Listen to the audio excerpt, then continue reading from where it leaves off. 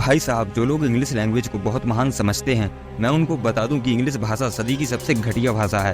इस भाषा में इतनी मूर्खता भरी पड़ी है, वही मैं आपको इस वीडियो में दिखाने वाला हूं। और कई भारतीय लोग अंग्रेजी सीखने के पीछे पागल हुए जा रहे हैं। सारे प्रूफ मिलेंगे, बस वीडियो को अंत तक देखें। तो मेरे प्यारे साथियों, अंग्रेजी भाषा की मूर्खता यह है कि PUT put, BUT boot, BUT but, PUT पट, CUT कट है, BUT बट है, तो PUT भी तो पट होना चाहिए कि नहीं? और अगर PUT पुट है तो BUT बुट और CUT कुट होना चाहिए। इस मूर्खता का कोई और छोर नहीं है। इतनी मूर्खता की भाषा है ये। और ये एक जगह पर CH को लिख देंगे चा और दूसरी जगह पर उसी CH को लिख देंगे का।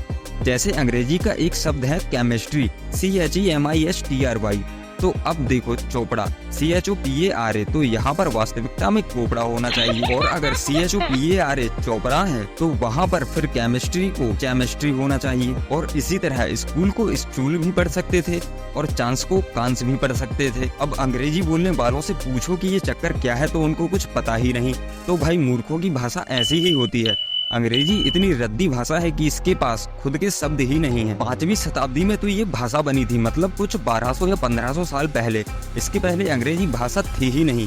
पूरे इंग्लैंड और स्कॉटलैंड में लैटिन भाषा चलती थी। फिर लैटिन भाषा में से कुछ शब्द लेकर अंग्रेजी भाषा बनाना चालू हुआ।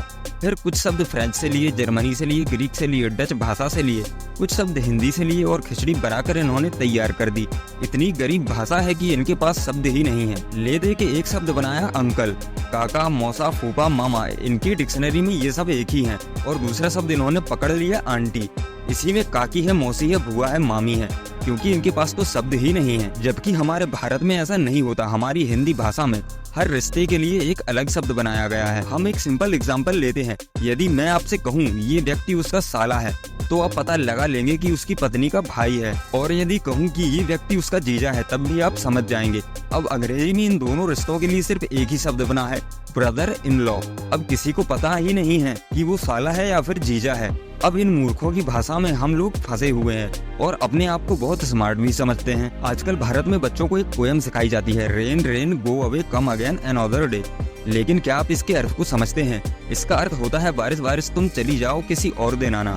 और हमारे देश की 60% कृषि बारिश पर ही आधारित होती है। और गलती से अगर इन बच्चों की पोएम भगवान ने सुन ली ना, तो हम लोग भूखे मरेंगे। हमारे भारत देश में बारिश को बुलाई जाने वाली कविताएं बनाई जाती हैं, ना कि भगाने वाली। दरअसल एक पोएम देश की संस्कृति, सभ्यता और परंपरा से ही निकलती है। और अंग्रेजों की सभ्यता, संस्कृति हमसे पूरी तरह से अलग है। इंग्लैंड में, यूरोप में बारिश कभी भी होने लगती है। यहाँ के बच्चे शाम को बाहर खेल नहीं सकते, इसलिए वहाँ के बच्चे रेन रेन गो अवे कविता गाते हैं। जबकि हमारे यहाँ तो बारिश एक वर्ष में सिर्फ 3 महीने के लिए ही आती है और फिक्स टाइम पर आती है और जाती है। तो हम उसे कैसे वापस भेजा सकते हैं? और बारिश का समय जब निश्चित है और बारिश पर संपूर्ण देश की अर्थव्यवस्था निश्चित है, तभी इस देश में बारिश पर आधारित बहुत सारे साहित्य और कविताएं लिखी गई हैं। और इस सब के बाद अब आपको मैं बता दूं कि बट शब्द जर्मन भाषा से लिया गया है, जहां पर इसको बटन पढ़ा जाता था। और पुट शब्द डच भाषा से लिया गया है, जहां पर इसको पुटिन पढ़ा जाता था। तो इस आंसर से ना तो हम भारतीय सेटिस्फाइड हुए हैं, और साथ ही में ये साबित भी होता है कि अंग्रेजी भाषा वास्तव में बहुत गरीब भाषा है, जिसके पास खुद के शब्द ही नहीं है।